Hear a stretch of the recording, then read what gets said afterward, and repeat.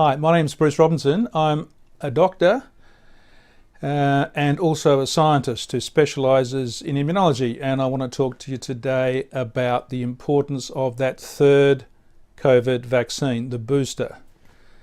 Sometimes people say, hey, I'm really busy, I've had 2 already.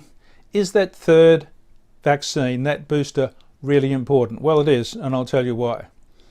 First of all, let me remind you, it refers to the additional vaccine dose after the primary course, which is almost always 2 doses. It might be Pfizer, might be Moderna, AstraZeneca, or Novavax. But a full dose, full course is when you've had those two. It might be a Johnson & Johnson single vaccine, but that's not available in Australia. There are 2 reasons why this booster is important. The first is that the original vaccine effectiveness wanes over time, so it needs a boost. Secondly, the Omicron variant, the new variant, has a few other mutations, so the previous immunity is not quite as strong, so you need the booster. The new variant, the BA2, at the moment it looks like it is holding up, that the vaccine is protecting against that as well, although it's fairly early days. So a booster vaccine is recommended for Australians who are aged 16 and over, that's the Pfizer vaccine. And for anyone who's 18 and over, the Moderna or Pfizer vaccines. The booster dose can be delivered anytime 3 months or more after the last dose. And it's especially important for people who are at risk, like old people, people who have got chronic lung or other disease, people who are in institutional care, aged care, or disabled, but also people who are immunocompromised. Anyway, there's 2 reasons to get this vaccine. The first is, if you're boosted, you've got less chance of getting the virus, which means you've got less chance of spreading it in the community of the people you love. But the second reason that it's important to get this vaccine is that it protects you from severe disease and dying.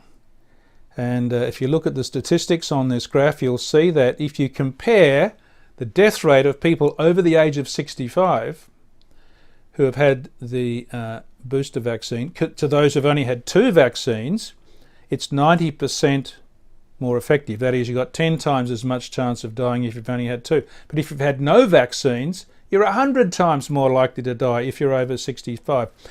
So these are the most recent statistics from the Centres for Disease Control, and they just go to show that it's really important to get this booster.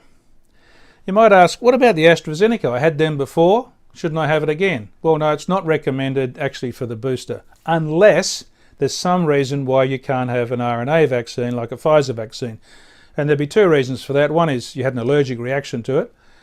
And secondly, you might have had an inflammation around the heart as a side effect. In that case, you go ahead and have the AstraZeneca vaccine. It's still a very safe vaccine. I've had it twice myself. But not recommended unless there's a good reason. Recently, the Novavax vaccine has been added to the list if there's some reason why you can't have the other ones.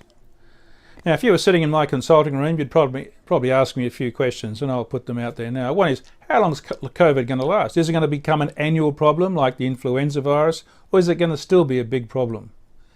And if so, how long does this extra protection from the booster last? And what about these new variants?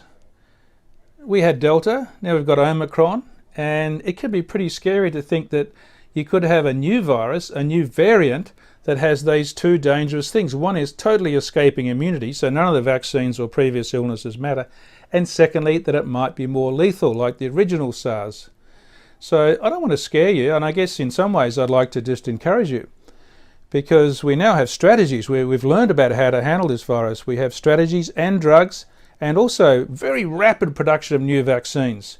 So please, even if a new dangerous variant comes out, we think we can handle it pretty quickly. If you'd like more information in your language, you can get some information from the government websites, but also if you notify us, email us, we can send you the answers to questions in your language and also inform you of any subsequent videos that we're going to be making.